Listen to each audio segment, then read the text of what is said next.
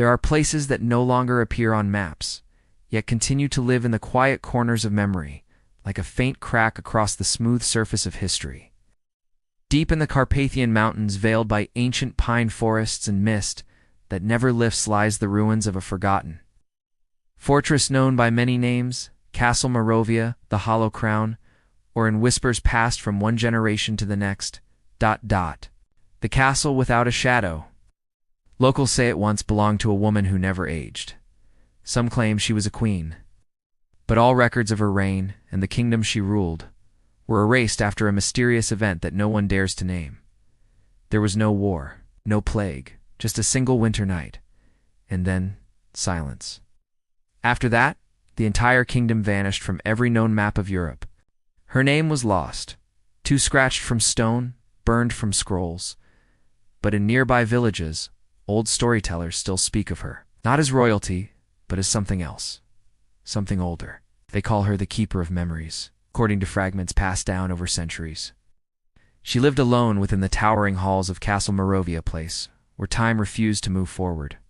She refused visitors. She appeared rarely, yet for decades her appearance remained unchanged. A traveling merchant from Austria once recorded this in his journal. Her eyes seemed to have seen through centuries, her voice barely louder than a breath was, like wind brushing across ancient stone. No one saw her dine. No celebrations were ever held inside the castle walls. And yet, the lands surrounding Morovia remained strangely untouched by the harshness of time. Trees never wilted.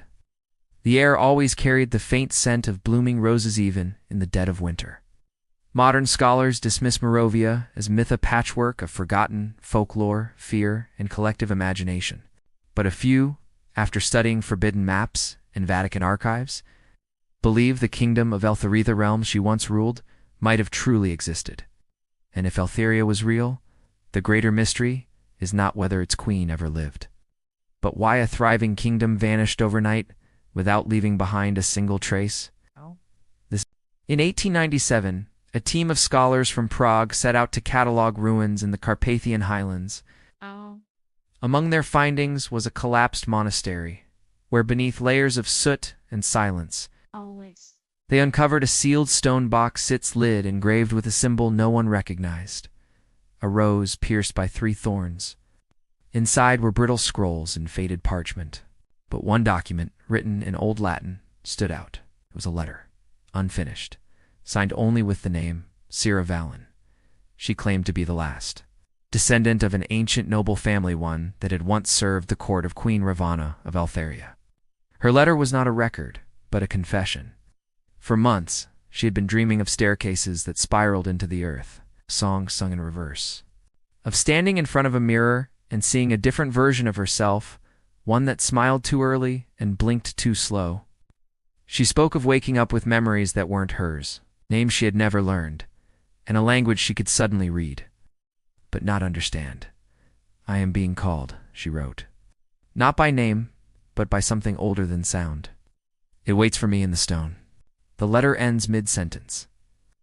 Most historians dismissed it as delusion, but in the margins, someone, possibly a researcher decades later, had scribbled a single phrase in trembling ink: "The castle remembers her." That same year, strange activity was reported near the suspected site of Castle Morovia. Shepherds spoke of soft lights behind the tree line. A hunter claimed to hear a woman humming an unfamiliar lullaby in a language too sweet to belong to this world. No footprints, no sightings, just voices, ... and roses. In 1934, an archaeologist named Victor Reinhardt published a now-banned thesis titled Memory Structures in Lost Monarchies. He claimed to have found evidence that Eltheria's royal family used memory not as record, but as ritual, that memories, when held with enough intensity, could leave impressions in physical places, and that in certain rooms, under certain conditions, the past could be replayed. He believed Castle Morovia was one such place. But 2 months after the paper was released, Reinhardt vanished. His home was found abandoned. His research burned. All that remained was a single page nailed to his study wall.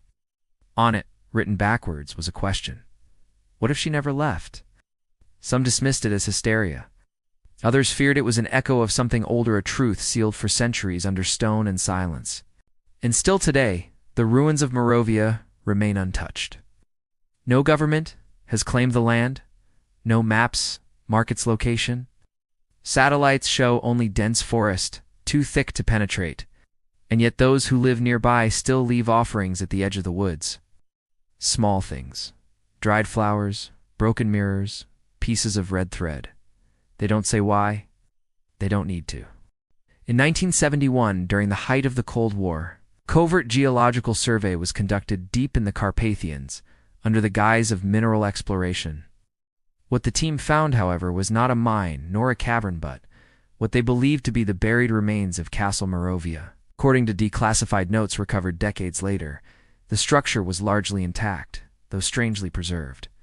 Stone that hadn't crumbled, wood that hadn't rotted. A single tower still stood, blackened and twisted, as if shaped by fire from the inside. 3 men entered. Only one returned. His name was Andrei Dusek, a low-level technician. He never spoke of what he saw until 10 years later in a single interview recorded by an independent filmmaker. The footage has never been publicly released, but a transcript was leaked online in fragments. Interviewer, can you describe what was inside? Dusek, it wasn't just a castle. It felt aware, like the air itself was watching. Interviewer, what do you mean, Dusek? There were no bones, no dust. Everything was waiting, preserved as if someone had stepped out, but only for a moment. Interviewer, and the queen? Pause, Dusek. She wasn't in a tomb. She was seated, upright, in a stone chair, eyes open. When asked how that was possible, Dusek grew agitated. He repeated a single phrase before ending the interview. She remembered me. The next day, Dusek was found unconscious. Medical records indicate no signs of injury, but his blood work contained anomalies. No doctor could explain an unusual density of red cells, and a faint metallic scent that lingered for days. He died 1 week later in his sleep. After the incident, the site was sealed by military order. Satellite imaging from the 1990s shows the area was later covered by a forest planted in a perfect circle. Locals claim the trees there don't lose their leaves. No birds sing above it. But the stories didn't stop. In 1998, a radio technician working alone near the Morovia region picked up a faint transmission on a dead frequency. It repeated the same 3-note melody for over 40 minutes, followed by a single sentence in Old Eltherian, a language believed to be extinct. The queen listens. In 2013, hikers reported hearing footsteps behind them in the forest, though no one was there. In 2021, a drone mapping the area lost connection for exactly 13 minutes. When the footage was recovered, the last frame before signal loss showed a figure standing on the edge of a clearing, facing the camera, cloaked. Still, no one could confirm who or what it was. And then there are the dreams. Online forums are filled with anonymous users claiming to have seen a tall woman in old-fashioned mourning dress standing at the foot of their beds. She does not speak. But in every account, she mouths the same word: remember. Maybe the real fear isn't that she ever lived.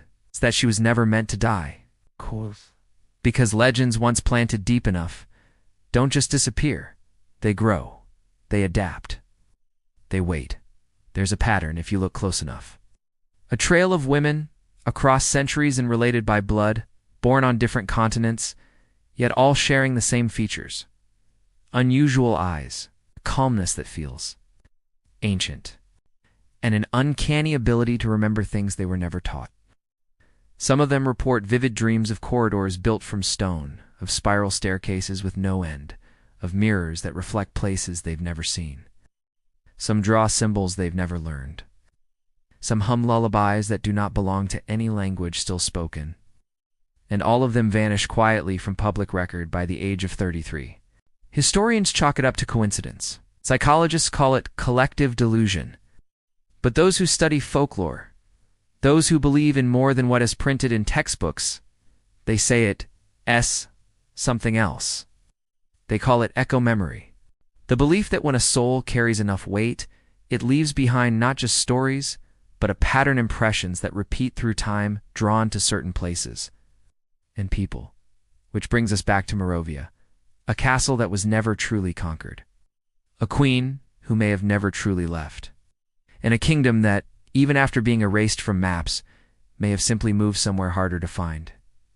Inside us, ask yourself, have you ever walked into a room and felt like you'd been there before? Have you ever looked into a stranger's face and seen something familiar? Have you ever woken from a dream in tears, grieving for someone you never knew? Maybe that's not coincidence. Maybe that's memory. Because the final line in the last journal ever written about Ravana, the line scrawled on a scrap of parchment found buried beneath, the stones of her ruined throne was not a warning. It was a declaration. She does not need to return. She never left. She simply remembers, and so do you.